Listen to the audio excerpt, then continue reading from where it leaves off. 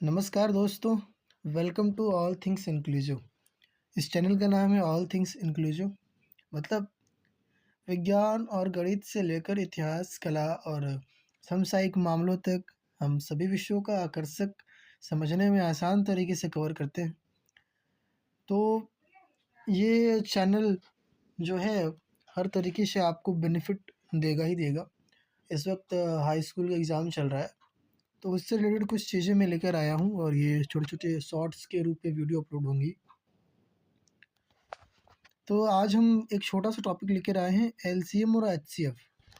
पहले भी पढ़ा होगा आपने एलसीएम, एचसीएफ, लसा-मसा। तो लेकिन ये उन बच्चों के लिए जो अभी तक कुछ ना पढ़े हों, ऐसा लग रहा हो उनको कि कुछ ना पढ़े हों, एग्ज़ाम में पास होंगे या नहीं होंगे, तो उनके लिए और जो पढ़ भी लिए हैं उनके लिए एक तरीके से रिवीजन क्लास होगा। हम छोटे टॉपिक से लेकर चलेंगे जो आसान है, पहले उनको कवर कर लेंगे। आसान कवर हो जाने के बाद फिर उसके बाद हम थोड़े से लेवल हाई करते हुए हर टॉपिक को एक-एक करके समझते चले जाएँगे। तो हम स्टार्ट करते हैं अपना लसा-मसा। तो सबसे पहले ये जान लीजिए लसा-मसा क्या है? तो लसा यानी एलसीएम। एलसीएम को हम लसा कहते हैं, लसा हो गया ये। एचसीएफ हो गया, एक चीज़ मेरा एचसीएफ होता है, एचसीएफ को क्या कहेंगे? एचसीएफ को मसा कहेंगे, ठीक है? मसा, ठीक। तो पहला हम एचसीएफ के बारे में जानेंगे, देन एलसीएफ के बारे में जानेंगे। तो कुछ संख्या ले लेते हैं हम, कुछ संख्याएँ दी गई हों, जैसे जैसे 10 दिए दिया हो आपके पास, 24 हो, ठीक है? 10 हो, 24 हो, 8 हो, 54 हो, ये 4 कुछ रैंडम नंबर्स हैं। इनका बोला गया कि एचसीएफ निकालो। क्या निकालना है? इनका हमको एचसीएफ निकालना है। एचसीएफ फाइंड करना है, क्वेश्चन मार्क करना है, ठीक है? तो एचसीएफ कैसे फाइंड करते हैं? सबसे पहले एचसीएफ के लिए आपको एक-एक नंबर का गुणनखंड, सबसे आसान गुणनखंड विधि होती है।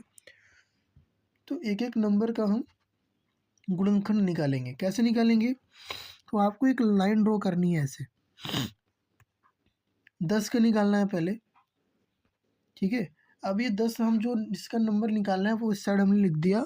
अब सबसे छोटी संख्या लेंगे जिससे ये जो इसको काट सके, उसका फिर हम क्या करेंगे? पहाड़ा पढ़ेंगे, ठीक है? ज़रूरी नहीं है कि हम 2 का पहाड़ा पढ़ें, जो भी छोटी संख्या हो जिससे ये कट सकती है, तो हम पहले हम 2 के बारे में देखेंगे कि 2 से कट रहा है कि नहीं कट रहा। नहीं कटेगा तो 3 से लेकर जाएँगे। 2 से देखते हैं, 2 दूनी 2 पचे 10, सॉरी 2 पचे 10 कट जाएगा, 5 एकम 5 कट जाएगा, ठीक है?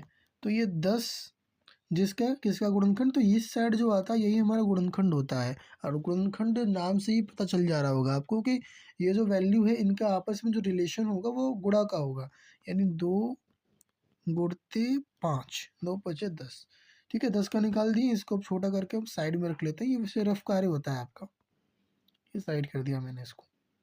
अब किसका निकालेंगे? अब मेरा अगला नंबर है डिजिट, जो है हमारा 24 है। तो ये 24 लिखेंगे इस साइड और पहले छोटी संख्या से हम भाग लगाएंगे। कितने बार में जाएगा? ये जाएगा मेरे 12 बार में। 2 एकम 2, 2 दूनी 4, 12 बार में चला गया ये। फिर 2 छके 12, 2 तिहाई 6। ये जिससे आप भाग लगा रहे हो उसको इस साइड को 2 से भाग लगा रहे हो ना, ये कितने बार में जा रहा है वो नीचे लिखाता है। इसको ऐसे समझिएगा। अब 2 से नहीं जाएगा, अब कितने बार में जाएगा? 3 बार में जाएगा। 3 एकम 3, खत्म हो गया। 1 आ गया नीचे, बस इतना ही करना होता है। तो ये 24 का कितना गुणनखंड आ गया? इस साइड वाला लिखते हैं, 1 2 3, 3 हमारा 2 है ना, 3 बार 2 आया है, 2 गुणते 2 गुणते 2 और 1 बार 3 आया है, ठीक है? इसको साइड कर लेते हैं अब।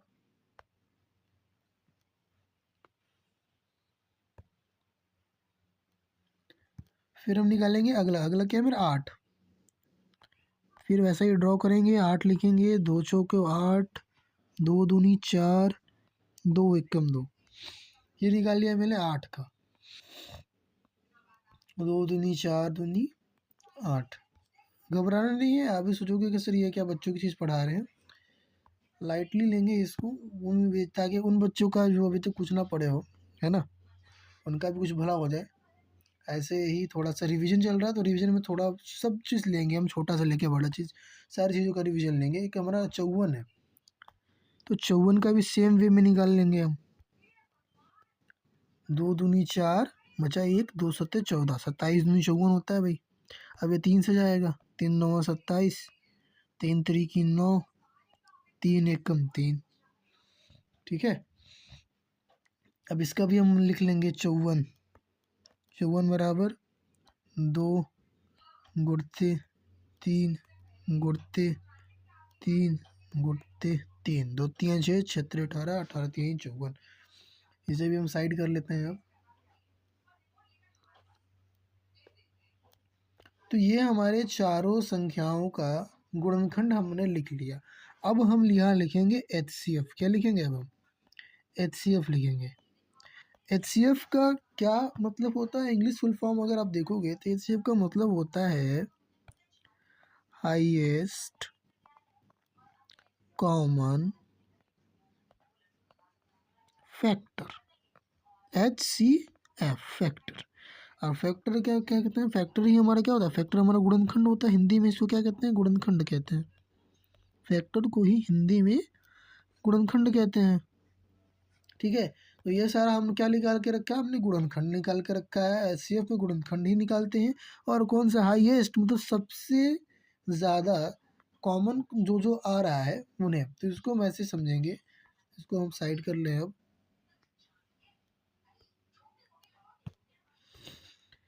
अब इसमें हम सारे नंबर में उन्हें फाइंड करेंगे जो सब में आया हो। जैसे यहाँ 2 यहाँ भी है, यहाँ भी है, 1 2 यहाँ मिल गया, 1 2 मिल गया, 1 2 सब में मिल गया, 1 2 सब में मिल गया। उसको हम HCF में ऐसे लिख देंगे 1 2। अब देखेंगे क्या है, इसमें 5 है, इसमें 5 नहीं है। ठीक है, देखेंगे, देखिए इसमें 5 है, इसमें 5 कहीं पर है? नहीं है। इसमें कहीं पर है? नहीं है। इसमें भी नहीं है। ठीक है, और क्या? और कुछ कॉमन है? देखिए नहीं, 2 है यहाँ, यहाँ, लेकिन अब यहाँ सबसे चूँकि इसका 2 करते 5 है और सब में मैच करे, वही हम HCF में लिखते हैं। और कोई मैच नहीं कर रहा है, बस 2 ही मैच कर रहा है, तो यही हमारा HCF क्या हो गया मेरा? ये हमारा आंसर हो गया। ये हमारा क्या हो गया? आंसर हो गया। ठीक है, अब हम क्या करेंगे, इन्हीं का अगर बोल दिया कि एलसीएम बताओ, क्या बताओ? एलसीएम बताओ। ठीक है, तो जो मैच किया है, जो मैच किया है उसको एक बार लिखेंगे, और जो मैच नहीं किया है उस सबको उतार देंगे। जैसे यहाँ 5 बचा था, यहाँ क्या बचा था? यहाँ 5 बचा था ना, तो 5 को यहाँ लिख लेंगे। इस वाले के में क्या बचा हुआ था? इस वाले में 2 ठो 2 और 1 3 बच गया था। उन दोनों 2 ठो 2 को और 1 ठो 3 को लिख लेंगे। ठीक है, और देखिए इसमें क्या बच गया था? 2 ठो 2 इसमें बच गया था। इसमें दोनों 2 को लिख लेंगे यहाँ पर। ठीक है, नेक्स्ट नीचे लिखते हैं, वहाँ जगह कम पड़ गई है। अब यहाँ हो गया, इसमें का हो गया, इसमें का 3 ठो 3 बचा हुआ था, इसमें का 3 ठो 3 बचा हुआ था। अब फिर से रीचेक कर लेंगे हम। 54 के गुणनखंड में 3 3 बचा हुआ था, 3 3 लिख दिया मैंने। 8 के गुणनखंड में 2 2 बचा हुआ था, 2 2 मैंने लिख दिया। ठीक है, 24 के गुणनखंड में 2 2 और 1 3 बचा हुआ था, तो 2 2 और 1 3 मैंने लिख दिया। और इसमें एक 5 बचा हुआ था, एक 5 मैंने लिख दिया। और 1 2 जो सब में कॉमन था उसको बस एक बार लिखना है, जो सब में कॉमन उसको बस एक बार लिखना है।